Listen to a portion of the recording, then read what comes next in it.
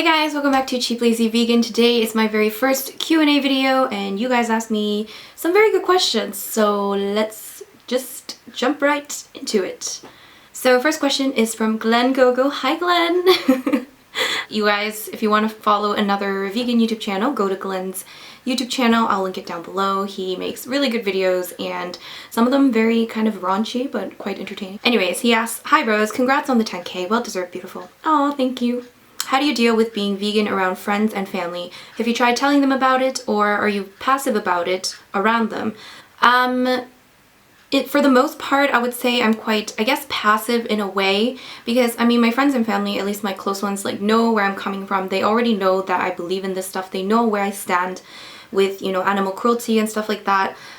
So I don't really push them to like, you know, go vegan or anything. I've talked to most of my close friends about why I am. And I just find that that's probably the best approach for me.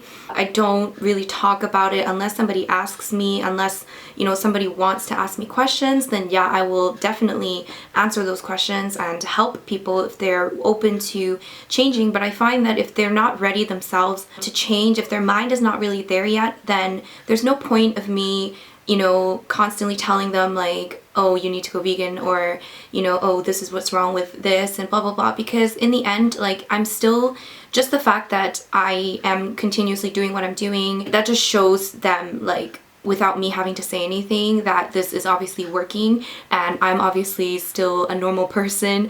And whether you know it or not, you're still planting a seed in a lot of people's brains when you, even just by saying, oh, I'm vegan, and then they'll ask you why, and then you say, well, animals, blah, blah, blah.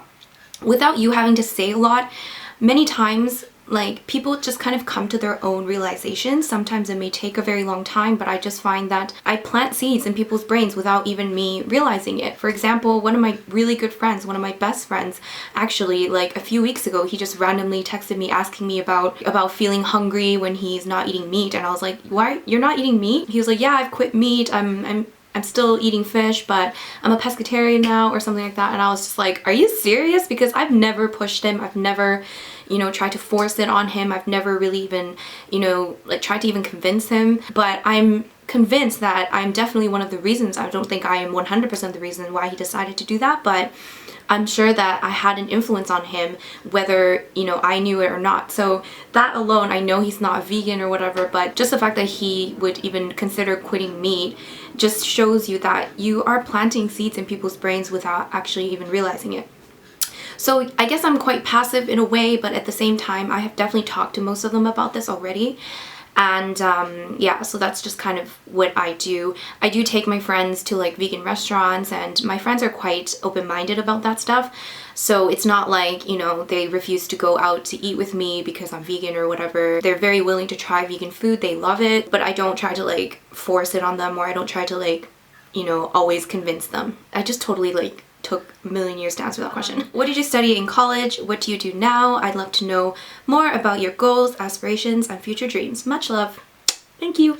What did I study in college? So I studied international business. That's my bachelor's degree, and I also got a minor in communication studies. What do I do now? So I just started a new job like 3 weeks ago, and I'm really enjoying it so far. The job is, I don't know how to explain it. It's kind of a very unique one.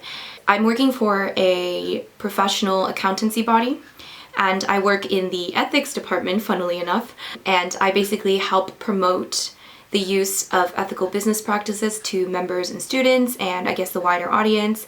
And I do this by, you know, writing articles, blogs, updating websites, reports, things like that. Basically, it's a communications role, so I'm helping communicate to a wide audience the importance of ethical business practices. My future goals and aspirations, honestly, I don't really know, but what I do know is that I'm quite an independent person, and I think eventually I do want to have my own business.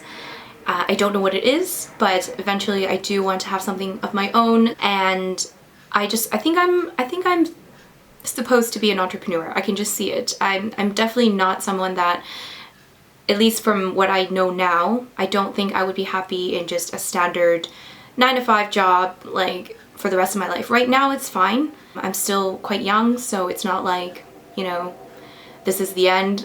So yeah, I think I do want to do something of my own. I do want to do something with the vegan thing, hopefully. So whether it be food related or education related, I don't know. I don't really know. But yeah, eventually I do want to have my own business. My question is, have you ever been to a vegan festival / event? And if not, is it something you would consider doing? If so, a vlog would be awesome. Yes, I have been to a few vegan events. Just a few weeks ago, I went to the London Vegan Beer Festival, which was really fun, and there was actually a lot of people there, which was quite interesting. So that was really fun, and I talked to a few different people there. And last year, actually, I went to Veg Fest, which is a big vegan, I guess it's kind of like a conference. No, it's not. No, it's not a conference. It's like an exhibition. And they just have a whole bunch of vegan vendors. Just everything was vegan, and it was amazing. And I actually did vlog this on my vlog channel. I will link a link to that vlog down below, and also to my vlog channel. If you guys are interested in that, you can check that out. And Veg Fest is also happening again this year in October, I believe, and I'm definitely going to go again if I'm in London, which I plan on being. So I do plan on going again, so if I go again, I will definitely vlog it and show you guys. And other events, I mean, I've been to a few different little events here in London. That's one thing about living in London. It's really great because it's just a big city. There's pretty much just something for everybody. And I actually went to a talk by Peter Singer a few weeks ago as well. And if you guys don't know, Peter Singer is a very famous philosopher. He's quite famous in the animal rights movement as well. A lot of the things that he talks about has to do with animal rights, and he's actually one of the reasons why I kind of started this vegan journey. So I went to a talk by him recently as well. It's not like a vegan event, but I mean, it's kind of like a vegan event, I guess. And yeah, so I've been to a few different ones. I definitely want to go to more if there are any more. So yeah. A lot of my friends, if not all, eat meat when I go out with them to dinner. It is difficult to order a vegan meal. How do you handle social events with your friends who still consume meat? All my friends, most of my friends still consume meat, and I just go and I just order what I need to order. They order what they want to order, and that is what I do.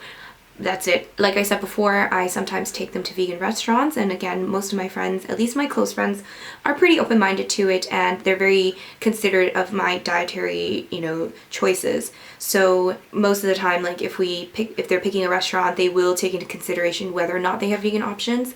So yeah, it's really not that difficult. Do you supplement on a vegan diet?